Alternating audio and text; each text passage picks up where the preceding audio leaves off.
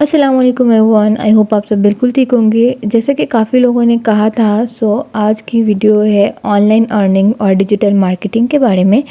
मेरी ऑडियंस में ज़्यादातर ख़वातीन हैं और आई नो कि शादी के बाद और बच्चों के साथ एक फ़ुल टाइम जॉब करना बहुत मुश्किल होता है, क्योंकि एक हाउसवाइफ होना भी 24/7 जॉब जैसा है, क्योंकि एक पूरे घर और फैमिली को मैनेज करना काफ़ी मुश्किल होता है।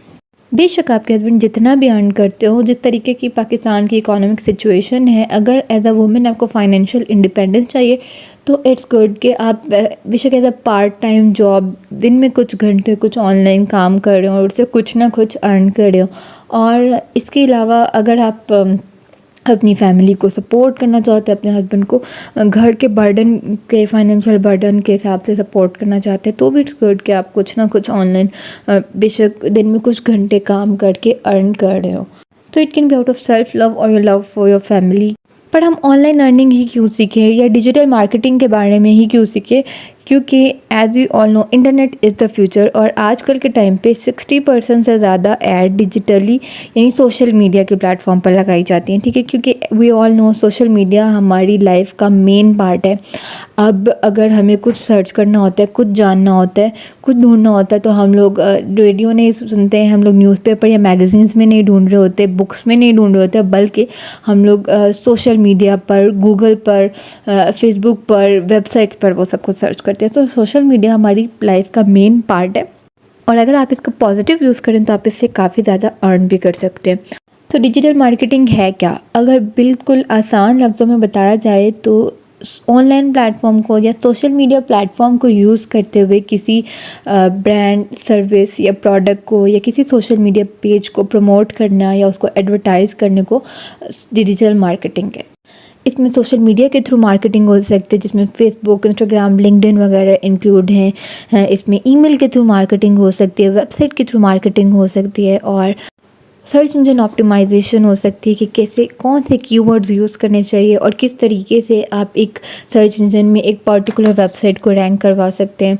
इसमें ऐप्स के थ्रू, ऐप स्टोर के थ्रू मार्केटिंग हो सकती है और यूट्यूब के थ्रू मार्केटिंग हो सकती है। लेकिन बहुत सारे इसमें नीचे ज़रूरी नहीं है कि आपको हर चीज़ पर आपकी ग्रिप अच्छे से होनी चाहिए। आप इसमें कोई एक पर्टिकुलर नीश डिसाइड कर सकते हैं जिसमें आप अच्छे हों, जिसमें आपका इंटरेस्ट हो और उसको एज अ हॉबी या फिर as a full time job आप एक स्किल सीख कर यूज़ कर सकते हैं। बट फिर हमारे माइंड में क्वेश्चन आते हैं कि डिजिटल मार्केटिंग ट्रेडिशनल मार्केटिंग से बेटर कैसे है? आजकल के टाइम में हर बिज़नेस के लिए इट इज़ रियली इम्पॉर्टेंट कि उनकी एक ऑनलाइन प्रेजेंस हो, क्योंकि आजकल के टाइम में लोग अपना ज़्यादातर टाइम फ़ोन में स्पेंड करते हैं। ठीक है, इस तरीके से डिजिटल मार्केटिंग के थ्रू आपके पास एक लार्ज ऑडियंस होती है अपने ब्रांड, सर्विस या प्रोडक्ट को प्रमोट करने के लिए, मार्केट करने के लिए। एज वी ऑल नो कि अगर हम लोग रेडियो में, टीवी पर या फिर न्यूज़पेपर में कोई ऐड लगा रहे हैं या फिर कोई बैनर लगा रहे हैं तो ठीक है, पर्टिकुलर ऑडियंस आपका वो ऐड देखेगी। लेकिन आजकल के टाइम पर हर कोई सोशल मीडिया प्लेटफॉर्म पर है, हर एक की प्रोफाइल्स हैं, हर कोई यूज़ करता है फेसबुक वगैरह, जहाँ पर हमें एक लार्ज ऑडियंस मिलती है अपने ब्रांड को या अपनी सर्विस को प्रमोट करने के लिए। सेकेंडली, जब आप इन ट्रेडिशनल वेज के थ्रू मार्केटिंग करते हैं तो वहाँ पर बहुत सारे इररिलेवेंट लोग भी आपका ऐड देख रहे होते हैं। लाइक अगर आपने कोई बैनर लगाया, आपने न्यूज़पेपर में, मैगज़ीन में ऐड लगाया, बहुत सारे इररिलेवेंट लोग होंगे जो आपके ऐड की ऑडियंस के हिसाब से ठीक नहीं है। लाइक अगर आपने कोई मेकअप प्रोडक्ट है जिसको आप प्रमोट या मार्केट करना चाह रहे हैं तो वो बैनर बहुत सारे वो लोग देखेंगे जो बच्चे होंगे, जो आदमी होंगे जिनका उसमें इंटरेस्ट नहीं होगा। ठीक है, लेकिन सोशल मीडिया प्लेटफॉर्म्स पर डिजिटल मार्केटिंग के थ्रू आप एक ऑडियंस को टारगेट कर सकते हैं, क्योंकि गूगल के पास, फेसबुक के पास ऑडियंस का एक पर्टिकुलर डाटा है जिसके थ्रू आप जेंडर की बेस पर, एज की बेस पर, ऑक्यूपेशन या इंटरेस्ट की बेस पर और रीजन वगैरह की बेस पर अपनी ऑडियंस को टारगेट कर सकते हैं और अपनी डिज़ायर्ड ऑडियंस तक अपना ऐड पहुंचा सकते हैं, ताकि इररिलेवेंट लोग जो हैं वो आपका ऐड ना देखें, उन ऐसे लोगों तक आपका ऐड पहुंचे, ऐसे लोगों तक आपकी प्रोडक्ट और सर्विस की इन्फॉर्मेशन पहुंचे जो आपके प्रोडक्ट में एक्चुअली इंटरेस्टेड हैं। Secondly, it is really cost effective. Like एक बैनर को लगवाने में या एक न्यूज़पेपर के फ्रंट पेज पर अपना ऐड लगवाने के लिए या किसी केबल नेटवर्क पर अपना ऐड लगवाने के लिए आपको बहुत सारे पैसे देने पड़ते हैं। हालांकि उस ऐड को बहुत सारे इरेलीवेंट लोग भी देख रहे होते हैं, लेकिन फेसबुक ऐड या सोशल मीडिया प्लेटफॉर्म्स पर ऐड जो हैं वो कॉस्ट इफ़ेक्टिव भी ज़्यादा होते हैं। और एक बहुत बड़ा फ़ायदा डिजिटल मार्केटिंग का, सोशल मीडिया के प्लेटफॉर्म का ये भी है कि इस पर आपको फ़ौरन से फ़ीडबैक मिल जाता है। अगर इसमें आपको पता चल रहा होता है कि किस किस लोगों ने आपका ऐड देखा, किसने उस पर क्लिक किया और कौन कौन आपके ऐड में इंटरेस्टेड था। इस तरीके से आपके पास ऑडियंस का एक डाटा आ जाता है। फिर इस तरीके से आप इजीली एक्सपेरिमेंट कर सकते हैं कि आपकी कौन सी पोस्ट और कौन से ऐड ने बेटर परफॉर्म किया, क्योंकि ये सब प्लेटफॉर्म्स हमें एक पूरा का पूरा एनालिटिक्स का पेज देते हैं, जिससे आप पता कर सकते हैं कि आपकी कौन सी पोस्ट, कौन सा ऐड बेटर परफॉर्म किया, कितने लोगों ने देखा, कितने लोगों ने क्लिक किया, कितने लोगों ने इग्नोर किया। और इस तरीके से आप एक्सपेरिमेंट और एनालिसिस तो कर ही सकते हैं, इजीली ट्रैक कर सकते हैं अपनी डिज़ायर्ड ऑडियंस को। तो आप देखते हैं कि कितना कितना ज़्यादा जो है इफ़ेक्टिव है एक डिजिटल मार्केटिंग का प्लेटफॉर्म ट्रेडिशनल मार्केटिंग के निस्बत। सबको ऑनलाइन अर्निंग के लिए करना क्या है, जैसे कि मैंने बताया कि बहुत सारी निशेस अवेलेबल हैं आपके पास।